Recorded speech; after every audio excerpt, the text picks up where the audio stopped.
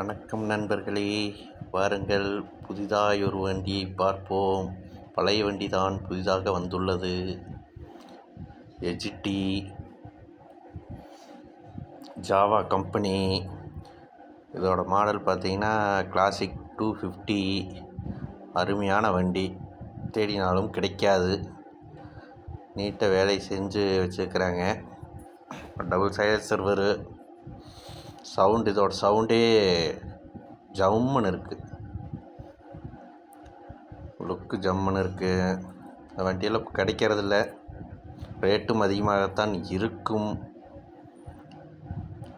பார்த்திங்கன்னா இது பிரேக் பார்த்திங்கன்னா நல்லா இருக்குது. இதுலையெல்லாம் இந்த வண்டியில் பிரேக் ஜம்முன்னு இருக்கும்.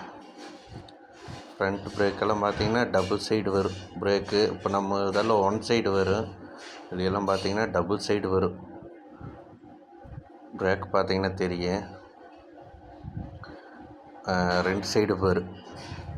இதுக்கு ராடே ரெண்டு சைடும் வரும். ஈவனாக பிடிக்கும் பிரேக் ட்ரம்மில், கொஞ்சம் கூட நகராது. ஓகே நண்பர்களே, பாய்.